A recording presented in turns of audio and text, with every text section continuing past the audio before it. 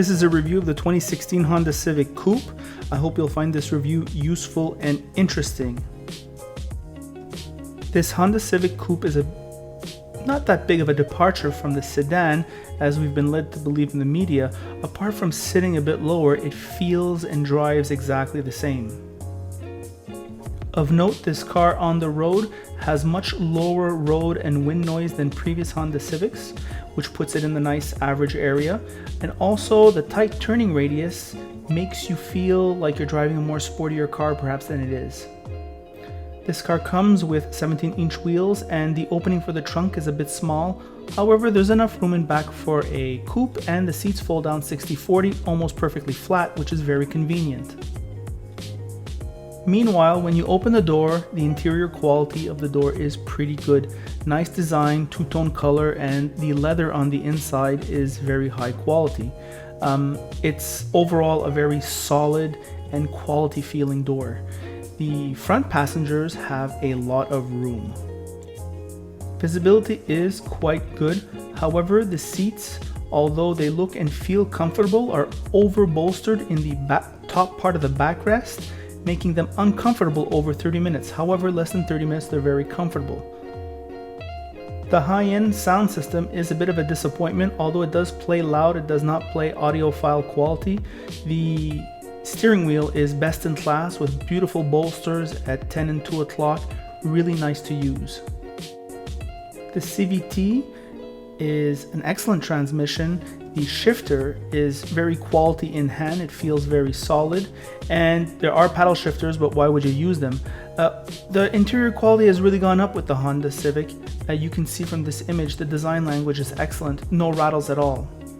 Honda engineering gives us a 1.5 liter engine, 174 horsepower at 6,000 RPM, and 162 pounds of torque. On regular gas, this engine does 7.5 in the city, 5.6 on the highway.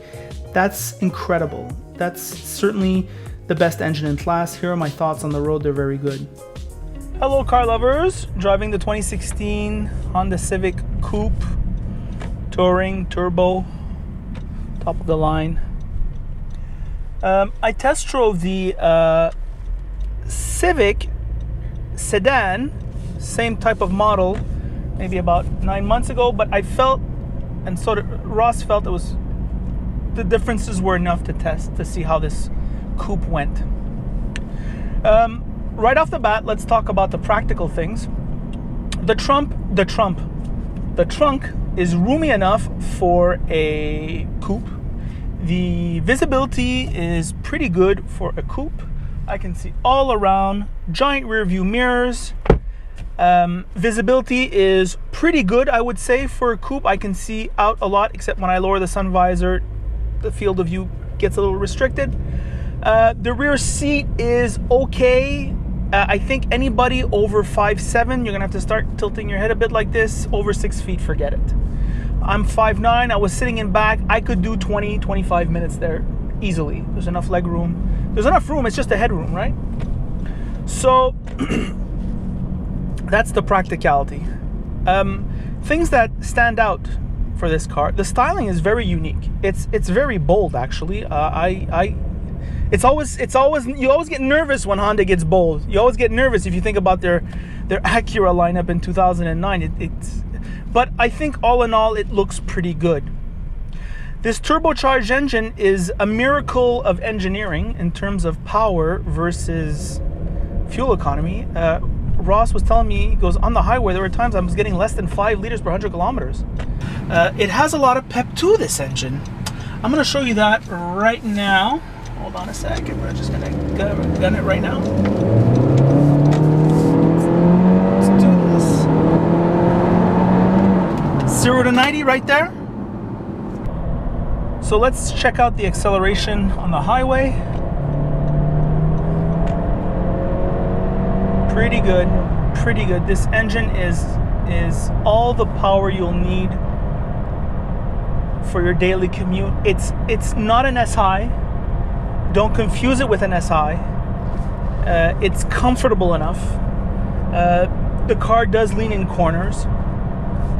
I think it's all in all very appropriate. I'm feeling easily the 30,000 or 28,000 or whatever it is they're charging for this car. I'm really feeling at least that amount of money. Steering wheel is wonderful. The driving inputs, the gas pedal is set up light. The brakes are not that bitey, but you can tell they have power. It's just that they're much more progressive. Maybe they could be a bit more bitey given that this is a coupe. The CVT, everyone complains about CVTs. I don't complain about CVTs. I think they're wonderful transmissions. They're very fuel efficient. They accelerate fast. I'm not getting why everyone is against CVTs. The driver interface, the center console screen, the infotainment, looks good enough. We're here, it's very sunny out. I can see everything very easily. The volume knob is sorely missing. The interface, I don't like the way it is. I've been over that before. I've said it many times. I'm not going to harp on that again. However, the unit feels very quality. Everything here looks of a decent quality. Does it compete with the regular Golf all equipped, which is more or less the same price? Very much. It competes with it very well. Hard to say which one is the best. When I get into the Golf, I think it's the best car. When I get into this car, it feels like the best car. You know, it depends. Like they're so. I find the race is so tight. What it'll boil down to, I think, is just the practicality of the Golf, if that's your thing, or the fuel economy of this Civic, because this Civic has as much power as that Golf, except it's much more fuel efficient. The Honda engineering superior to the Volkswagen engineering. Even legroom is not too bad. It cuts in the upper part, but if you back your bench up, you have plenty of room. It's just a car you can recommend to somebody, and you don't have any more excuses. There's no buts. It's just good.